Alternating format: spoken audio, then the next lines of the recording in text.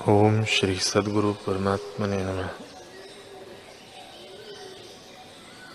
श्री रामचंद्र जी बोले, हे मुनीश्वर, जो पुरुष दीर्घदर्शी है उसको तो सब पदार्थ विरस हो गए, वह किसी पदार्थ की इच्छा नहीं करता, क्योंकि उसे तो सब पदार्थ नाशरूप भासते हैं और वह अपनी आयु को बिजली के चमत्कारवत देखता है।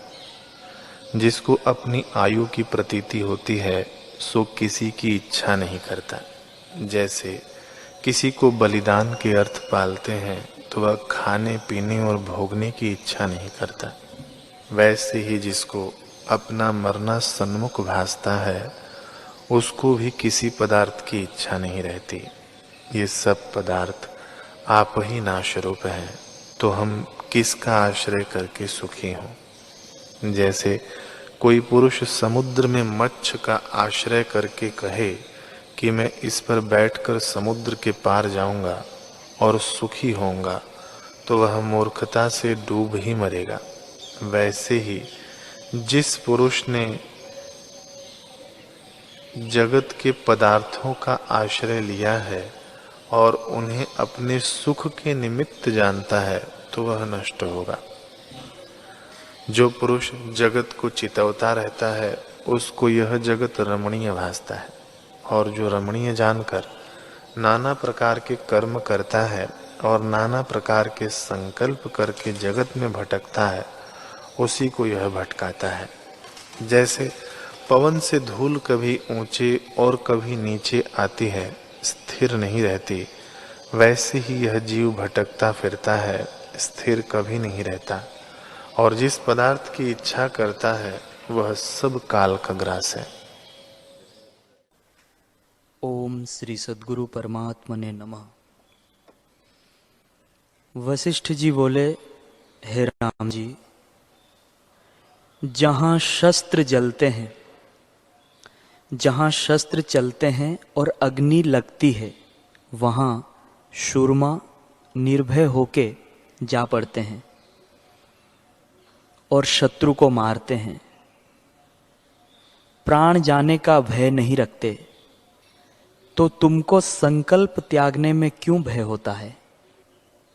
हे राम जी, जैसे पिता बालक को अनुग्रह करके कहता है, तैसे ही मैं भी तुमको समझाता हूं कि मन रूपी शत्रु ने भय दिया है और संकल्प कल्पना से जितनी आपदाएं हैं वे मन से उपजती हैं। जैसे सूर्य की किरणों से मृग तृष्णा का जल दिखता है, तैसे ही सब आपदा मन से दिखती हैं। जिसका मन स्थिर हुआ है उसको कोई क्षोभ नहीं होता। हे राम जी, प्रलय काल का पवन चले, सप्त समुद्र मर्यादा त्याग कर इकट्ठे हो जावे और 12 सूर्य इकट्ठे होके तपें, तो भी मन से रहित पुरुष को कोई विघ्न नहीं होता। वह सदा शांत रूप है। वह मन संकल्प से रहित नष्ट हो जाता है और संकल्प के बढ़ने से अनर्थ का कारण होता है। इससे संकल्प से रहित उस चक्रवर्ती राजा पद में आरूढ़ हुआ। परम पद को प्राप्त होगा, जिस पद में स्थित होने से चक्रवर्ती राजा तृणवत भासता है। हे राम जी, मन के क्षीण होने से जीव उत्तम परम आनंद पद को प्राप्त होता है। ओम श्री सद्गुरु परमात्मने नमः। वशिष्ठ जी बोले, हे राम जी, जिसको सम्यक बोध निर्विकल्पता से जगत का अत्यंत अभाव हुआ है वह जीवन मुक्त है। वही निर्विकल्प पद कहलाता है और वही परम जड़ता है, जहाँ जगत का होना असंभव है।